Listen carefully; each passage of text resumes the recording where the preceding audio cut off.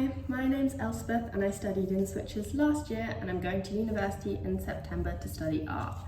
I took a gap year this year to do both work and travel, and so that I could apply to some schools in the EU because they had a different application schedule. I worked for 3 months, I had the summer when I just hung out with friends and things while everyone was still home, and then I worked for 3 months until September to Christmas kind of time, or to January, and then I've been traveling for the last 7 months, and I'm coming home in a few weeks where I will work again for the last month before university. And a gap year kind of gives you more time to think about your course and think about what you're going to do if you're not very sure, and where you want to go, again, if you're not sure. So it's quite easy to defer if you've already applied and they give you a place in August. It's really easy to defer. You can just send them a message and be like, hey, I was thinking that I want a gap year, is that okay? And lots of them will say yes, and if they don't, you can always just apply next year. Also, a gap year gives you the chance to apply for bursaries and programs provided by different companies and things. So some companies, for instance, I'm studying art, so I might look at some production companies or something and see if any of them are offering bursaries or even scholarship kind of programs towards your course, and it might be quite easy to apply once you're not in school and you've got more time to look at those. I would advise, if you are going to take a gap year, to at least have a vague plan of what you want to do. So if you want to work, kind of have in your mind that you want to work from this month to this month and things, so you have some structure to your year. Or if you're traveling like me, then have a plan of this is when you're going to go traveling and this is kind of when you think you're going to come home. It just helps you to know what you're going to do, and so you don't feel like you're stuck at home just going along for the year until you go to school. It feels like you've got a purpose to your year.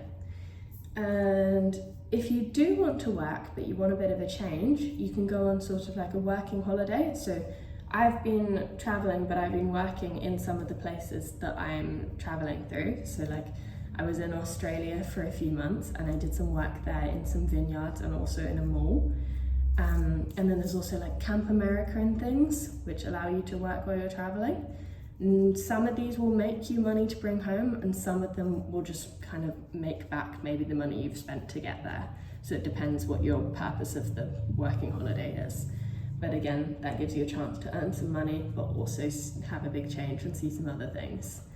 And then traveling alone is completely fine. If you want to take a gap year, but you want to go traveling and you don't think any of your friends are going to be able to come, or they're all going to university or something, it's fine. It's really not as bad as you think. I was really worried coming here because I was like, oh, 7 months, none of my friends, I'm going to be so lonely. It was fine. Everybody is in the same boat as you. Everybody wants to make friends. You will be fine. So for instance, I arrived in Vietnam with no one, and in the airport we missed our flight, and I was so worried. I was like, oh my god, I'm in another country, I'm stuck in the wrong place, I'm in the wrong city, I've got no friends, blah blah blah blah blah. Met 2 other girls who had missed the flight as well. So lovely, and I ended up traveling with them for over a month because we were all in the exact same situation. Another thing that I would recommend on your gap year is to do lots of asking. So again, this can be useful for if you're working or if you're traveling.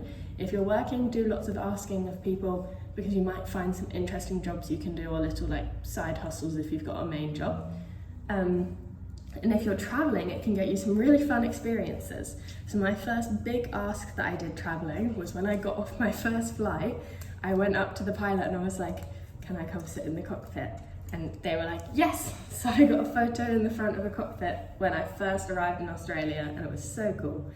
And then another benefit of asking people lots of things is that if you're telling everyone at home and telling all the nice people that you've met, hey, I think I'm gonna go here and things, then sometimes people will have contacts. So I got most of my accommodation in Australia sorted by just speaking to enough people and being like, oh, I've got relatives out here, and I was like, oh, would your relatives mind if I said hi?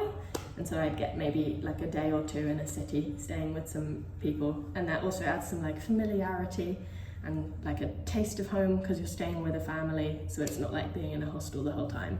So I would definitely recommend just asking people things, because the worst that's going to happen is they're going to say no.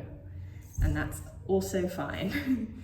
Anyway, good luck with your gap years and good luck with applying to university. Hope it all goes well.